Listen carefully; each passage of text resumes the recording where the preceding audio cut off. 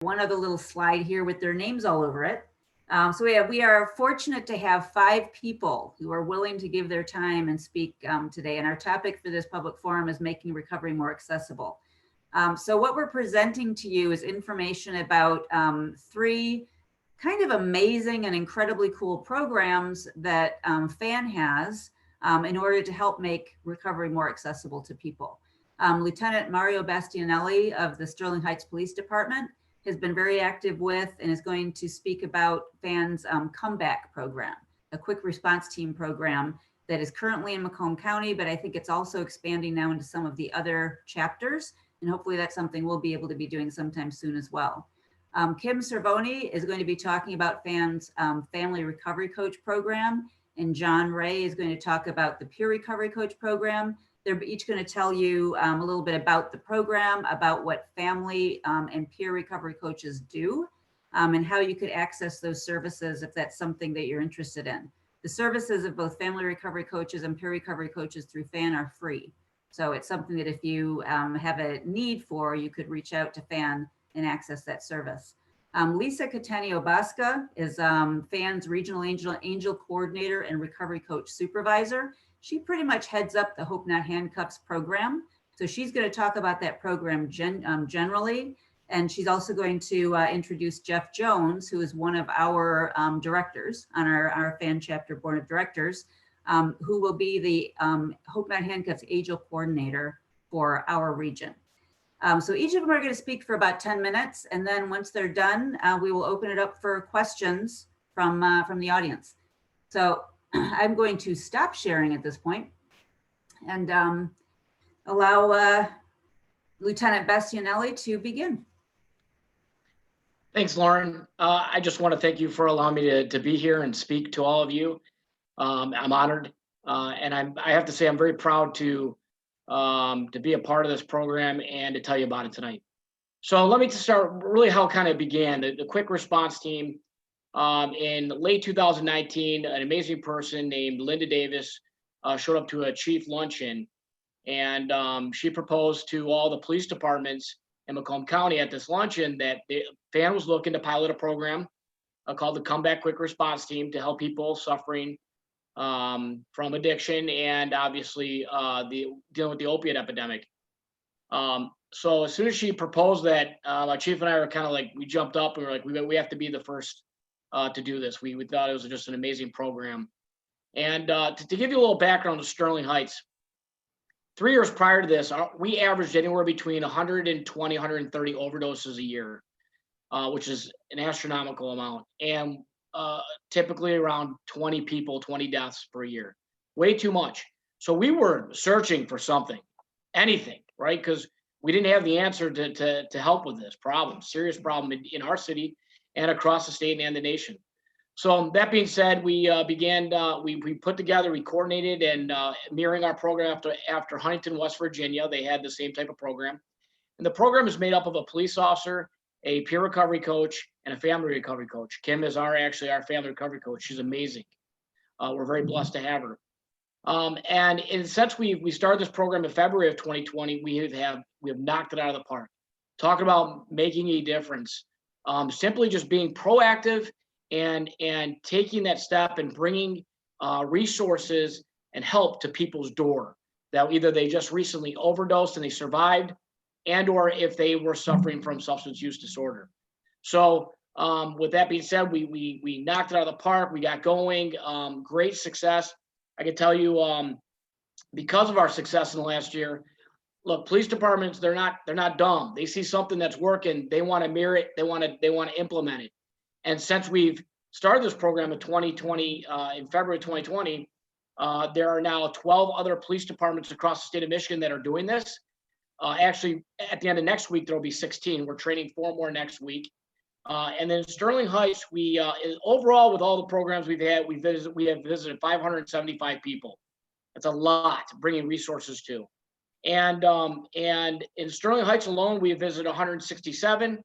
And successfully have gotten 102 people that have accepted recovery services because of our program.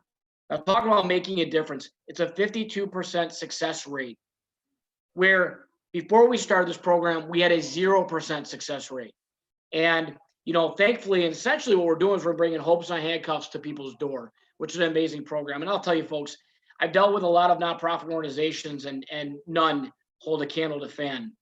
And it's an honor for our police department to be able to work with them. And they're such an amazing group of people, as you all know, the dedication and just saving lives. I'm telling you, saving lives. I've been in law enforcement for 21 years, and by far, this has been the most impactful thing I've ever been a part of. So, with that being said, I don't want to go into too much of what the peer recovery coach and the family recovery coach. I'll let them explain their role. But essentially, those are the three people that go out to the home, and I'm telling you, making a difference. It's really been amazing. And with our police department right now, we're dealing with tough times, right? There's a distrust of law enforcement, and with this program alone, we are building bridges. We're building that community policing aspect of it, and we're able to change people's perception of law enforcement because we're showing a different side: compassion, empathy, right? And that's what we deliver to people's door: hope. We are delivering hope to people's door, and I'm telling you, it's making a difference. So essentially, we go out, Sterling Heights, we go out, it's either 1 or 2 times a week. We go out and we make contacts. We have a list of people, and anybody that we know of in our community that is suffering from substance use disorder, or they recently experienced an overdose and they survived it, we're going to their door. We're going to their door and we're bringing them help. And thanks to FAN, I'll tell you, it's been amazing.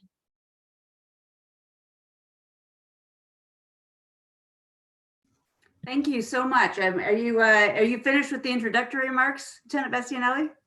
Yes? Yeah. Okay, I'm sure there'll be questions for you. I actually was jotting a couple down as we were going.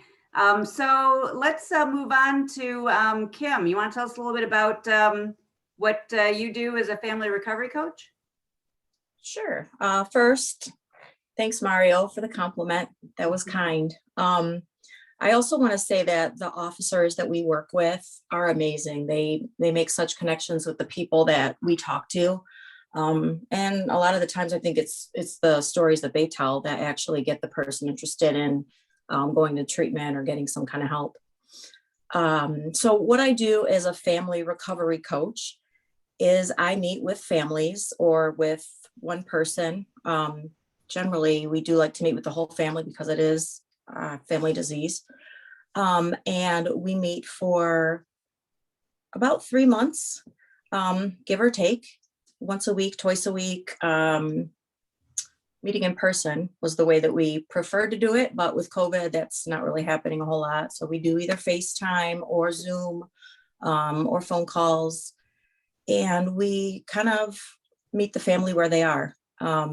I've talked to families where I've got a list of things that I want to talk about, and they kind of know as much as I do for the most part, people that have been doing this for 10 years. So sometimes we just talk about resources that I have for them, support groups, or getting into access to help get their loved one treatment, kind of anything that they need to work on. And then there are some families that, no matter how long they've been within the addiction realm, they're still kind of lost. They're still enabling, they're still controlling, still just kind of doing things that are not helping their loved one, not helping their relationship with their loved one, and kind of killing themselves, just by the stress that they're under, the financial pains that they're under. And we just kind of help people with all of that. And even just to be somebody to talk to, somebody that's not judging them or judging their loved one. All of us as family recovery coaches have had loved ones that have had some type of substance use disorder, whether it's the child, their sibling, their parent. So we all kind of know where these people are coming from. And we just don't judge them. We listen to what they have to say, and sometimes just try to give them some different ways to look at things. I guess that's about all I have, unless anybody has any questions for me. So Kim, how would someone access your services? Like you were saying about the angel training, It's right on the FAN website. You go under programs, I believe it is, and then it shows the different peer coaches or family coaches. You just click on the type of coach that you're looking for, fill out the information, and then somebody contacts the person within a day or two and gets them set up with a coach. And this is a service that is at no cost, right? I'm just No confirming what I cost. said earlier. Yeah, absolutely Yeah. free Yeah. Okay, great. Thank you and very worth much. every penny. Yeah, I would think. I didn't actually, well, I'll bring this up later. So John Ray, do you want to tell us a little bit about the FAN's peer recovery coaching service and what you do and how to access it? Absolutely. First of all, thanks for having me. Good stuff so far. Yes, I've been with FAN for about a year now. I've been peer recovery coaching for about a year. And I guess the short version of it is I love FAN's format is because they go after both sides. They go after the family side because it's a family addiction. You know, it's a family disease. The family sometimes tend to work counterproductive with the addict. So it's super important to cover both sides of that. What I do, or what most peer recovery coaches do, is we meet the addict where they're at. My recovery, my long-term recovery is not everybody else's. I have learned so much that there are multiple pathways, some crazy things that I would never even fathom would work. And if it works for the individual, it's super important just to not be judgmental, meet them where they're at, relate to what it is they're going through, and be empathetic. I think is some of the key things so part of my it's their plan, it's the addict's plan, it's whatever they want their recovery to look like is where I meet them at. Whether that's getting them into treatment, getting them in contact with a bridge card, removing obstacles that are triggers for them. If there's legal issues that they got going, we address that.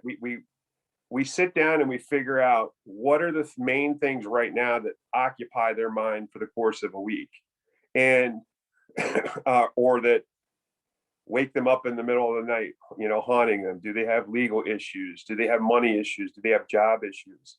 These are all things that we tend to forget are part of recovery. Recovery is about balance. It's about living life. It's not so that's part of it. Another area is medical assisted treatment, or meetings, or forums like this, getting them introduced to understanding that recovery is not I get out of treatment center and I'm healed. It's a lifelong process, and it depends on when you meet I also work for the QRT program. So a lot of times you go out and you meet them right at the house. And you have to meet them and assess what they're looking to do immediately, whether that's treatment, whether it's meetings. Sometimes it's harm reduction. Sometimes, I hate saying that, I've learned how to really learn how to adjust on that one.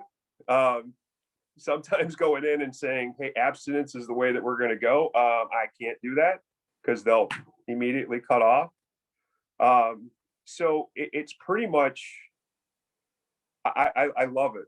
I love my job because you get to figure out with that person what you want, and you get to give them a little. I love what the officer said is that you get to meet them and give them hope that recovery can work. So same thing like Kim said, you can go on the services, you can go on FAM's website, request a peer recovery coach, go back and click either family coach or peer recovery coach.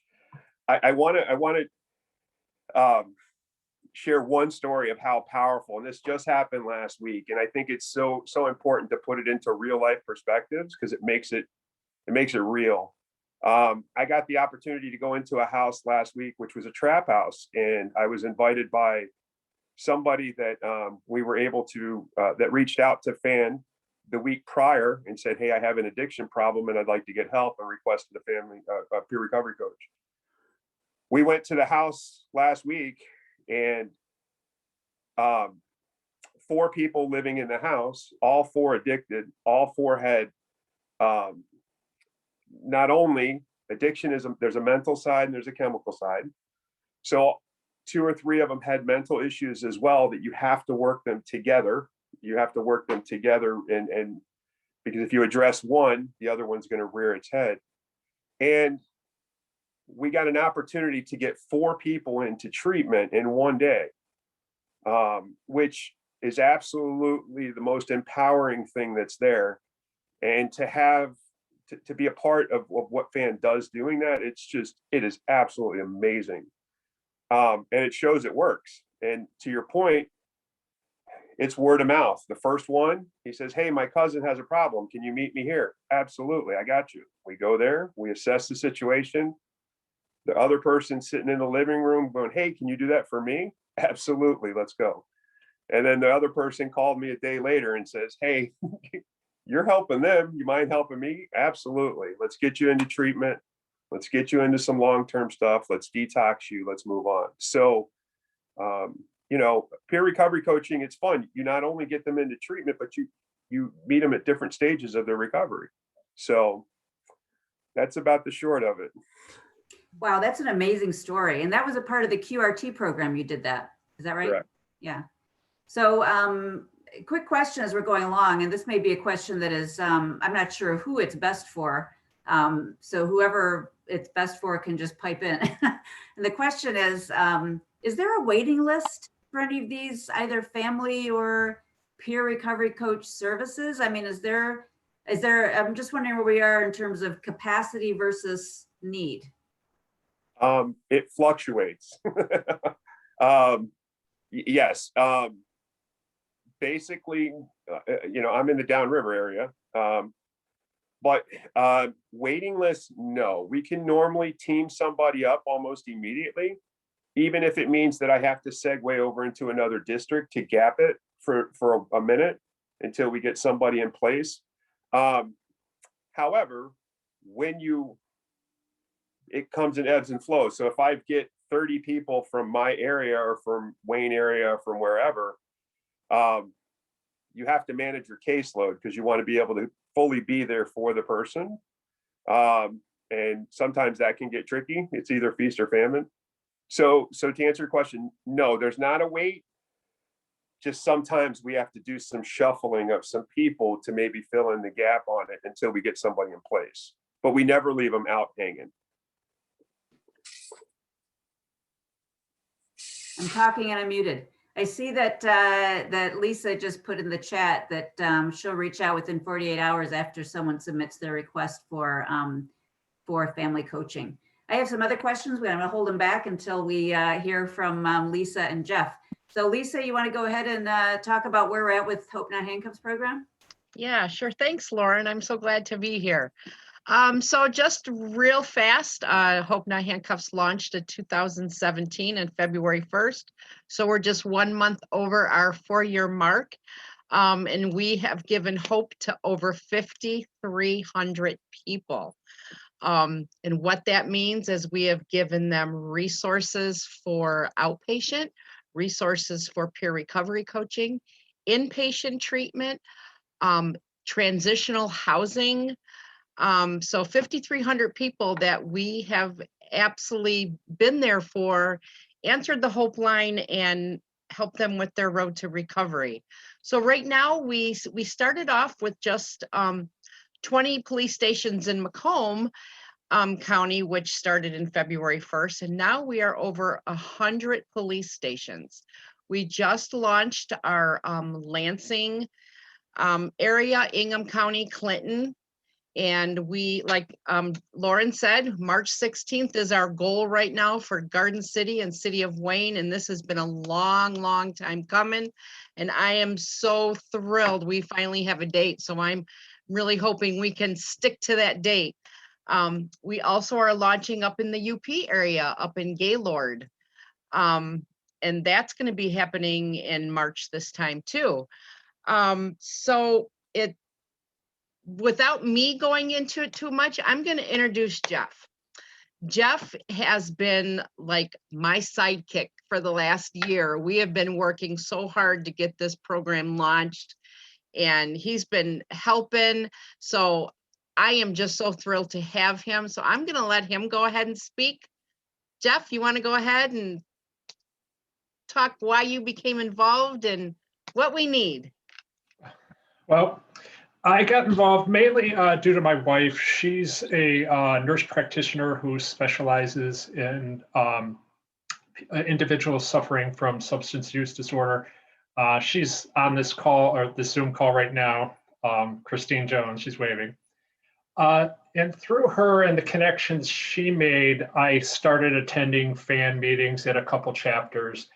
And so I got, exposed, someone that wasn't previously exposed to the problem. I don't know anybody close to me that suffers from it. I was, motivated, when I saw the extent of the problem to want to get involved. I knew there was a need from anybody that could help. And I was really impressed by the Hope Not Handcuffs program.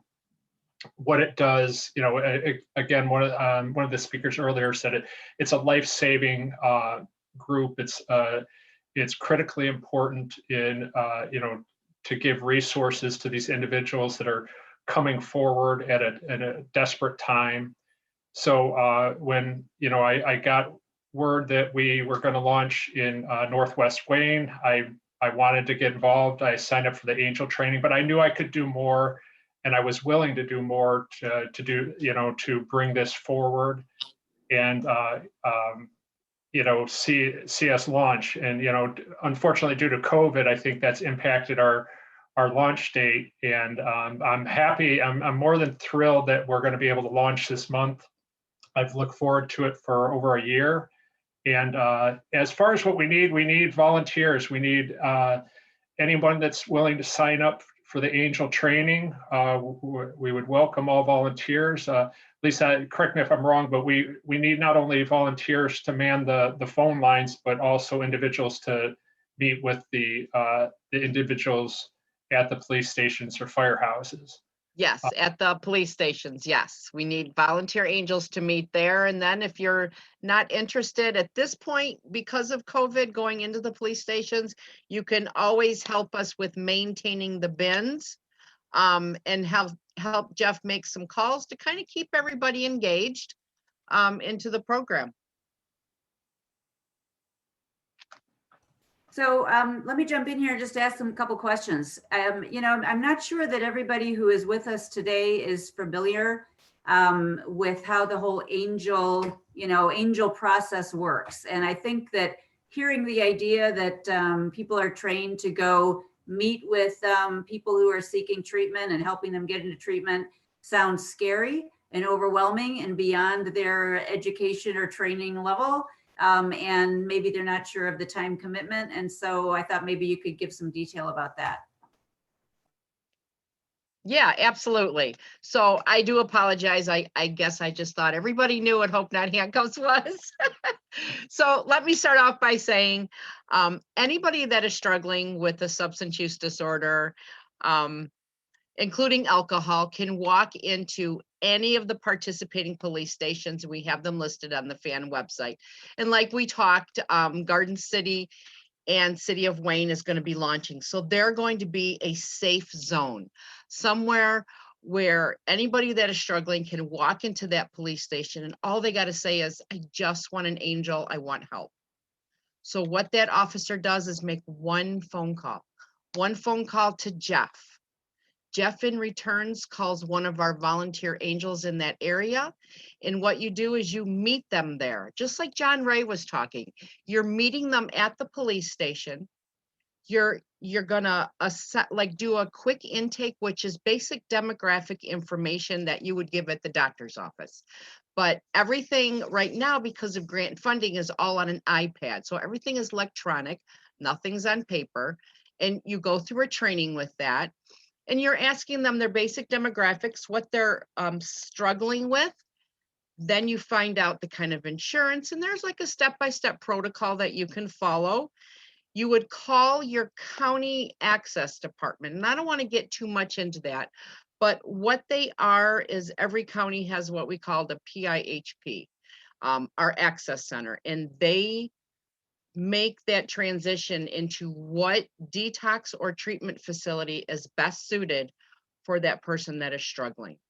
Because some detox centers don't take certain drugs that they're struggling with, and then other ones do. So between you, the person that's struggling, and then our Detroit Wayne integrated health system, did I say it right? They will help us decide which area and treatment center that they would go to. So the whole process itself at the police station, you know, and I don't want to scare you. It's just because it just depends on how busy Detroit Wayne is, how long it takes for that participant to give you the information that we need.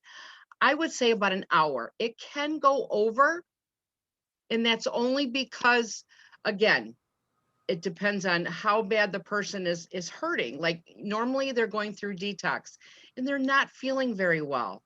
So it might take them a little bit longer to answer questions, but you could be there your first time there, and you can be there your 15th time there.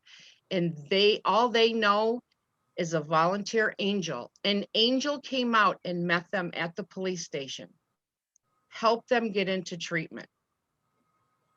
And that, Lisa, right? Yeah. Lisa, I have a question. The 5,300 people that you mentioned, is that statewide? That is in Michigan. So Michigan State, Yes, okay, statewide. statewide. The second question I have, and I'm just trying to play this scenario out. So Sure. someone goes into their local police station, Mhm. says, I need an angel. An angel gets a phone call. They go to the police station. They take some information. Then the angel contacts someone in Wayne County, let's say. Yes. Okay, and then does that angel then hand the person that requested help over to the person from Wayne County?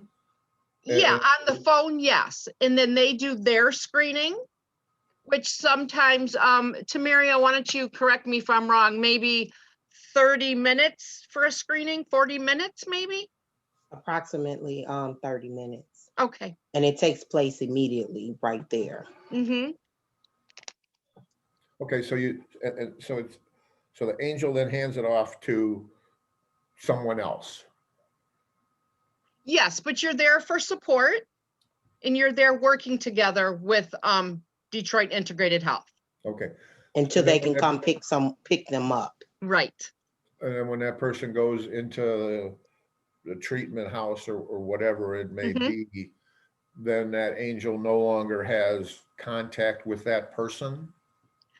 That angel, it's up to their discrepancy, but I will tell you, a lot of our angels like to keep in contact with them, and that's only if that participant wants to. Certainly. A lot of times that participant will call their angel and say, you know what, oh my gosh, thank you so much. I just finished treatment. You're a lifesaver, you're an angel. And that right there ends it. But moving forward, if for some reason that person stumbles, relapses, they know that if they don't go back to that police station again, they can always call that angel again. No questions asked. We start the whole process all over again. Got it. Thank you so much. Yeah, sure. So then once we find out where they're going, Hope Not Handcuffs provides transportation for them to go to treatment. And then the whole process begins. A PRC is assigned. If the family wants a family coach, they're assigned. We have support staff that does follow-up calls for up to a year. We have a Hope's Heroes alumni that we like to keep everybody involved in. My hope is to eventually have one in Northwest Wayne area, because I only have one in Macomb area right now. So it's a whole process. We don't just get them to treatment and forget about them. We're with them up in for a year. And Lisa, you mentioned PRC, that's peer recovery coach. Peer recovery coach, sorry, there I go again, assuming what everybody knows. What's the time commitment for an angel? I would say about an hour, maybe hour and a half at the police station.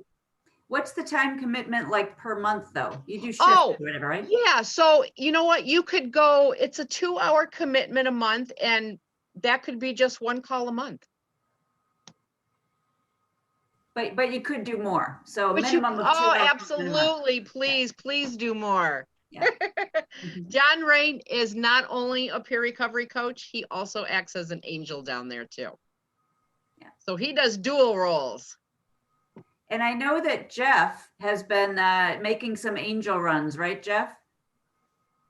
You want to maybe talk a little bit about your experience as an angel? I mean, what it was like? Without getting too specific, I've only managed to get into one run. I've been volunteering for as many as I can, but the run I went on, it was in Taylor, and it was what I expected. The training's very good. You show up and you offer you introduce yourself to the police and identify what you're there for, and they quickly understood what I was there for and searched and found the individual in the station that needed the assistance, and eventually brought her out and had a room set aside for us, which also had the bin, the Hope Not Handcuffs bin that had all the the tablet and all the comfort items that are in there, and you sit down and they give you some privacy, and they allow you to do what you need to do. You go through, it's pretty, the training was wonderful, that I knew what to expect. The tablets make it so much easier from what I can tell. It's pretty much step by step. You introduce yourself to them, you offer them some comfort items, and you go through and you get their information, and you do the online forms to provide to the local mental health agency, and at that point you proceed with either depending on whether it's private insurance or it's no insurance or Medicaid. You follow different steps. It was a really good experience for me to kind of understand what how everything works, and get over any bumps or nervousness I had. So I really had a good experience with it. It was personally, I was very happy to have gone on a run. Thank you so much, Jeff. So I want to sort of open the floor up to questions of any of our panelists. If any of our members have some questions they'd like to direct to any of them. I do. My name's Neil Morosky, and I'd like to ask Lieutenant Bastiani. Is that how you pronounce Bastianelli? Close enough. It's good. Okay. Could you provide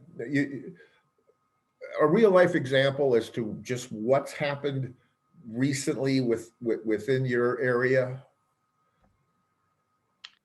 How you saved somebody, or what happened? Could a scenario? Absolutely. So I'll give you, so like I said, either we're going out to a home, either after somebody has survived an overdose, so they've gone to the hospital, they got Narcan, they went to the hospital, and then they got released, and we try to get out to their house within 72 hours. That's one of the main objectives, or anybody that comes across our bow in law enforcement, whether they be on a police run or somebody calls in, they're looking for assistance and help and they want us to visit them. We'll go out to people's homes that way also. So I want it to be known that if people out there, they know and they have a QRT operating in their city, if they know somebody that's suffering with substance use disorder and they're seeking help and they want like a house call made, this can be done in this fashion. So they can call the police department and say, hey, look, so-and-so is suffering and they need some help, or the family needs some help. We're going to go out and visit them. So we want to be proactive. We want to save people before they actually overdose. So it's a very proactive thing. And to tell you about a story, this is a very good one actually, because it talks about the fact of, like I said, building bridges of our community and maybe some people that we didn't have a great relationship with. So we had an individual in our city that we many runs on the family. We've arrested the son many times for different crimes, and he unfortunately has overdosed many a times also. So we kicked off the program. This is one of the very first couple of weeks that we started the program. We made this, the son, he overdosed, he survived, and he was home, and we ended up going to the house. So we have our team out there where we knock on the door. The mom comes to the door and she's like, she sees us. We explain to her who we are and what we're doing. And she's like, no, I don't believe you guys, get off my property. And the officer was very persistent about it. He's like, listen, ma'am, you know, this is not what you think. We're not here to arrest your son. We're here to help him. It's not about arresting him. We're trying to get him resources.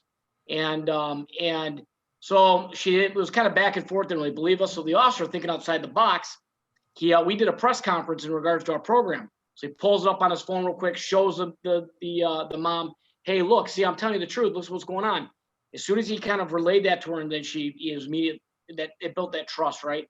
She let us in her home, and we were able to convince the individual we were able to get him placed into a treatment facility that day. So talking about building, like, an amazing, and after that, we've had a great relationship with the family, because now they knew that we were truly there to help them. Right. And so the family was now seeking us for help and not turning us away. And because of that, we were able to get her, you know, the son has been in recovery and he's doing great now, all because we made that proactive attempt and we went to the home. On a couple other occasions, I will tell you real quick also, we went to homes, and this is where I'm telling you, FAN sets the bar high. We've gone out, really amazing to me. We go out to the home and to this one family, and they were, they didn't really have much food. And their furnace was going out.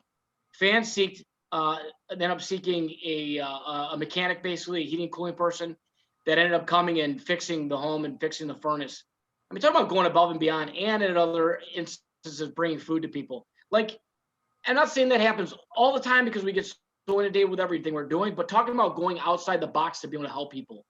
You know, and our peer recovery coach is going and giving people rides to, you know, to the court, to doctors' appointments, it's just amazing. And that's just a couple things off the top of my head of examples of how our program has helped people in our community.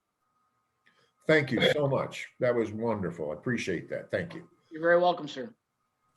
Lieutenant Bastianelli, how do you find out about people who've overdosed? Isn't that sort of kind of a HIPAA, you know, personal health type protected information? Good question. So that is a great question. Thanks, Lauren. So technically, everyone kind of has a misconception of HIPAA and how it works. With being law enforcement, we're first responders. We're not health providers. HIPAA really applies to health providers. So we are able to, and not only that, we have a information sharing agreement with FAN to help with the legalities of it, but we could share our information. Now, how this information comes in is our officers will go, like say, an initial overdose. We obtain information, we create an incident report. That incident report then gets compiled into a list along with any other incident or run that we've gone on with somebody suffering with addiction and or the family that needs help and resources. That we can then compile a list. We, on the day that we're going to go out, we get together with our partners, with the peer recovery coach and the family recovery coach. We brief, and together we go out to the homes and we make the house calls. So we're able to share that information amongst the partners. We don't release the information out to anybody else in the public. Neither does FAN. It stays strictly between us to protect the people. Confidentiality is the utmost importance, and it's working, and it's great. Can I add something? Once we are involved as family recovery coaches and peer coaches, we are bound by HIPAA through FAN. So we can't share anything that we see or that we hear when we're on our QRT runs. So as far as the coaches go, we can't share that information with anybody except the officer that we're on the run with. That's good to know. How often do you meet with a hostile response? I would think that maybe I would think there maybe would be a lot of times that you would go to someone's door and they're not really at a place where they're ready to admit that they have a problem or that they need help. Not often. I don't know about you, John, but I've never been in a situation where I felt like I was in danger at all. There have been people that aren't interested in our help, but I've never, they just say, nope, not interested or F off from time to time, but you know, they're never hostile. Right. I would agree with that. And I think it's in the delivery. The officer plays a huge part. Having Yeah.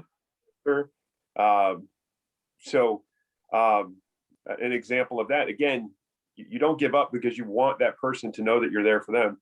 I had a particular instance, a little gray, a little shady for me. We went up to a house and the person was there and didn't want to talk to the police officer at all. He was like, nope, I got too many warrants. I'm not, you guys are gonna, and I had to adjust my pitch with that. And I had to say, like, listen, like if the officer was here to arrest you, I'd tell you to go out the back door and just go, I get it. I don't blame you. I've been there. So that individual with just setting up that first establishment saying, listen, man, I'm just here for you. And would like to see if you would be interested in, seeing what I could help you with. About a week later, he reaches out. So you just leave him a card, you leave him, you say, hey, here's what we're here to do. Don't cut the tie. And I agree with Kim, like it's not hostile. It was a little sketchy, but it wasn't hostile.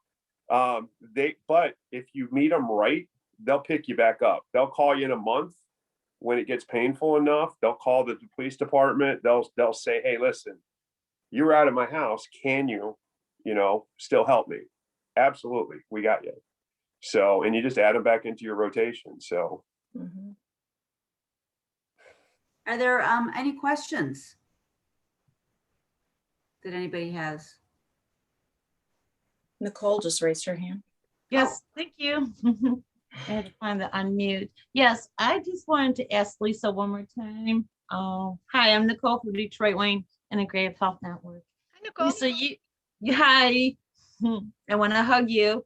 Such excitement. So I love coming. Such excitement. My hands are like, yay.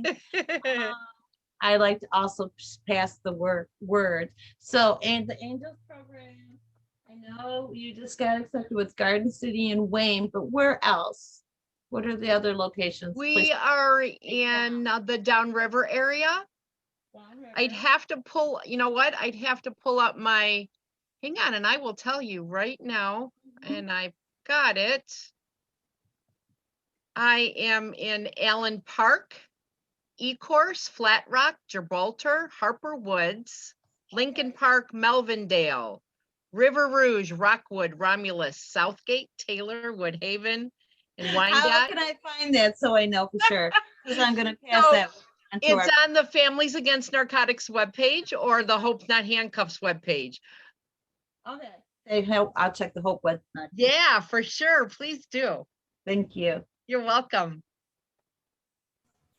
Thank you, Lisa. Thank you, Nicole. I Are there think the any city other of- questions? I think I'm sorry, go ahead, Neil. I think the city of Livonia is also Hope Not Handcuffs, because I'm part of that, the group run by, I'm Livonia. I'm from Livonia. I am Livonia. I am too. Are you? Yes. I think we talked about that. Yeah, Okay. I think, Neil, I think the program you're thinking of is another program. It's not a fan program. Right. It's the Western Wayne Recovery something, I believe. it's called Hope Not Handcuffs. I can't think of the lady's name now who runs it. It's called Hope Not Handcuffs? Yes. We have not launched in Livonia, No. Huh. so it's not a fan program. Yeah, that's the one that's in partnership with St. Mary's, Neil. Yes, that's what I Yeah, thought. it's Neil, is that Save Your Youth Coalition? It's, that could be. yeah, Livonia Save Our Youth Okay. Coalition. That's it exactly. But they also use the Hope Not Handcuffs label. Well, with Livonia Save Our Youth. Yeah, Livonia Save Our Youth. Yeah, I think that's because Karen Bonanno's on our advisory board. That's it, so I Karen, think that's her name, yeah. Yeah, so I think she's just helping to support it, which is awesome. Yeah, we love Livonia Save Our Youth. They do a lot of really phenomenal things and have for longer than we have been in Livonia, that's for sure. But They do a lot of- it's not Hope Not Handcuffs? No, Livonia and a couple other communities like Canton, Northville, Westland have partnered, and they were working on something simultaneously when we were starting our Hope Not Handcuffs program. And as Lauren mentioned, it's the Western Wayne Recovery Project Rescue. I think it's Western Wayne Rescue Recovery, I Yes, believe. something like that. Yeah. Yeah, thanks, Lauren. Yeah. And so they work in partnership. It works a little bit differently than Hope Not Handcuffs does, but they work in partnership with St. Mary's, and Okay. the police actually escort their participants directly to St. Mary's. And normally it's when they're pulled over, if I understand it correctly. Is that right, Lauren? When they get pulled over? I'm not sure of the details of the program. Yeah, it runs a little bit differently, but the nice thing is that we are all coming together and we're in constant communication with the different police departments that are part of that program to see if we can create even more synergy to make it more simpler for the community at hand. So that's good that you're aware of that through Karen. Yeah, I'm part of, there's a meeting this coming Wednesday. Anyways, okay, thank No, you. the bottom line is law enforcement is helping us get everyone into treatment. That's the Yes. bottom line. And I think Yes, that yes, is yes, yeah. phenomenal. So I think we all, Okay. and Lieutenant's here, so he's the first on my radar. Thank you, officer. It's just amazing how law enforcement has come around. Yes, and I see Susan Rowe has her hand up. Okay, thank you. My question's for Lisa, actually. When you stated that you keep on with the person that you end up doing your Hope Not Handcuffs with for about a year, and they have your phone number, do they have your personal cell phone number, or how does that work? Well, you know, again, it's up to the angel's discretion. Some of our angels don't feel comfortable giving out their number. Some just felt like they had that connection and they want to be another resource for them to call if something happens. So it's Okay. totally up to the angel. But Okay. they know that they can always call our Hope line. Okay. And we have support staff contacting them 30, 60, 90, 120 days, 6 months to check on them. Okay, so just a hypothetical here, if that happens where they contact you after a fact, after you've already had that one meeting, and they say, you know, they fell off the wagon, whatever, and they contact you again, where do you tell them to go to the police station and you'd meet them there, or what do you do then? You could do a couple of things. If you feel comfortable meeting them back at a participating police station, you would just let me know, just for your safety, that I'm going to that, you're going to that police station with someone, or you can give them the Hope line, Okay. which I put in the chat box that they can call if for some reason you're busy, or maybe you're on vacation and you don't want to turn them away, but you want to get them help. You give them that Hope line number. Or, you know, we do have what we call the online assessment, which if they're, you know, we're trying to keep law enforcement involved, but if they're very, very adamant and they don't want to go to that police station, we can always fill out something online and have an angel reach out to them over the phone. Okay. We kind of shy away from that, but we don't want to turn anybody away. If they're really scared, that's okay. We'll still help them over the phone. Okay. All right. Thank you. You're welcome. Thank you, Lisa. Thank you, Susan. Any other questions? So I have a question with respect to the family coaching and the peer recovery coaching. What is the sort of geographic reach for those services? If somebody is wanting to reach out and get a family recovery coach, for example, how far do we allow the person to be wherever they are? And what's, you know, what's the geographic limits, I guess is what I'm looking for. Kim, did you want to go ahead and answer? Okay.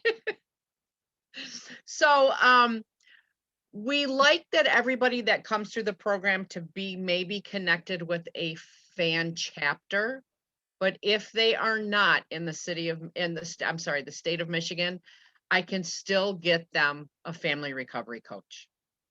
And then once I talk to them and I find out where they're at, I look up and I make sure that they know that they have an area fan chapter. Or if they don't, I tell them about the family support of Stronger Together, which is on Zoom. So as far as the whole state, yeah, I can offer anybody in the whole state of Michigan a family coach.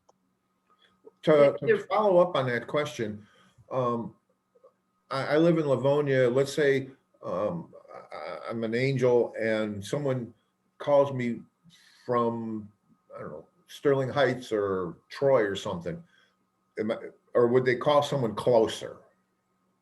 If they called you yourself? Well, no. If the person walked into a Troy Police Department, Oh, would they call yeah, someone in so- Troy or would they call me? Yep, so we have different areas, angels in different areas. Okay. Like you, Neil, would probably, I'm assuming because you're with Northwest Wayne, you would be the Garden City and City of Wayne angel, correct?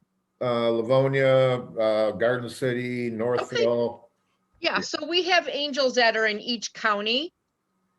As long as you can make it there within 30 minutes, but I would not reach out to you to go to Troy or Sterling Heights. Got it. Thank you. You're welcome. Does anyone else have any other questions for any of our speakers?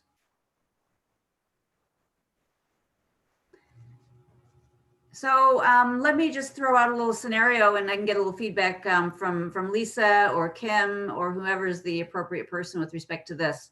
I think that most people know, actually, probably they don't know. So my day job is that I'm a law professor at Western Michigan University Cooley Law School with campuses in Lansing and Auburn Hills. Everyone's teaching from home now remotely at the moment. So a student reached out to another professor and that professor put the student in touch with me because her brother is clearly struggling with addiction and has been creating tremendous havoc living at home. He's like 20 years old, living with tremendous havoc with the family. The parents, however, are in New York. So this student is living in Lansing. And so she basically was explaining how the parents are reaching out to her and it's just so difficult for her as well, trying to maintain with respect to her schoolwork and feeling guilty that she can't be more supportive of her parents, et cetera. But she's also looking for help for her parents. So I referred her and showed her, because we did all via Zoom, the website, and I showed her the recovery coach, the coaches corner, the recovery coaches, the support Stronger Together groups, and basically represented to her that most likely, particularly since we're all virtual at the moment, she could, tap into those resources, not just for her, but also for her parents who are in New York. Would love to hear just some comment on this. Did I do the right thing? Yeah, I know. I was like, okay, how can I explain this? So let's say that college student went in through Hope Not Handcuffs. I could then give their family a family recovery coach via Zoom. Okay, so wait a minute. So this young man is denying he has a problem and not being honest about the drugs that he's using. And the family is trying to figure out how to deal with that. Right. So I actually just had another one come in today, kind of the same scenario. A PRC reached out to me and the family lives in Ohio, I think it is. I have like a handful of coaches that will make that one call to them out of state, spend some time with them on the phone and give them our virtual resources to follow up with. We don't want to let anybody not get any resources. So I do have like a few of, there's like 3 or 4 of them that will reach out and talk for just like an hour, and we don't charge through FAN or nothing. And then we tell them about all the different resources. Okay, that's good. So she probably has done it or is about to do it, I would imagine. And I Okay. mean, she lives in Michigan. I mean, she's attending school in Lansing, and she Okay. really needs some ongoing support and guidance about what to do. So Okay. a family recovery coach could help her with that, right? Plus, Yep. Plus there's the coaches corner, which it's all virtual right now, and they could access that as well. Yep, every Tuesday and Saturday. Okay. All right. Thank you very much, Lisa. You're welcome. All right. Any other questions or comments from anybody regarding the topics we were discussing today and for our speakers?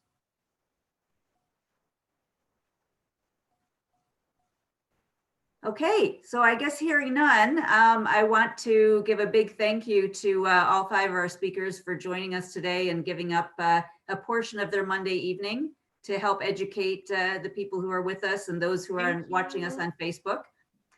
I am going to, one more quick minute, share my screen and PowerPoint slide again, because I have a closing PowerPoint slide with some information on it that I just want to share with all of you.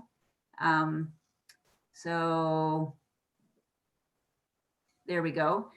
So again, I just wanted to reiterate, if you need resources, information, or support, our website or our email is right there. You can email the address, the Northwest Wayne Families Against Narcotics.org, and you'll get a quick response, and we can steer you to whatever resources that you may need. Our next public forum is going to be on April 5th. That's the first Monday of April at 6:30. And we have kind of a cool one next time, because they're all cool. The one we have is called Surviving a Parent's Addiction. Our speaker is Jerry Lynn Utter, who is a clinical psychologist who works with individuals struggling with drug addiction and severe mental illness. She grew up with parents who were lifelong drug addicts in Pennsylvania, in an area of Pennsylvania where drug use and addiction is rampant. I don't know how many of you have heard of Kensington. She wrote a book about this. She's the author of a book called Mainlining Philly, which tells the story of her journey and how she ultimately came to be a respected health professional. So she's going to be giving, sharing her story and giving insights regarding, the nature of addiction and the individuals that she serves and that type of thing. So looking forward to seeing you all next time. Let me just go back. Don't forget about our support groups. And does anybody have any questions, any closing remarks here before we say goodnight today? I do. Yeah. I just want to say thank you again for allowing me to speak with all of you. Seriously, it's an honor and a privilege to be a part of this program and to work so closely with FAN. I also don't want to forget to acknowledge Erin Wickoff. She is our director of the whole coordinator of the entire QRTs, all the QRT programs. She has her hands full and she does an amazing job. I just didn't want to leave her out because she is definitely a lot of moving parts and she's making it all work. So thank you, Erin. Well, thank you so much. Really appreciate your speaking today. And Lisa and Jeff and John and Kim, thank you all for sharing the information today. Yeah, you guys all did a great job. FAN wouldn't be FAN without each and every one of you. We can't do it all by ourselves. So we appreciate you. Thank you so much. Absolutely. All right. Have a good night, everybody. Good seeing you. Bye. Bye.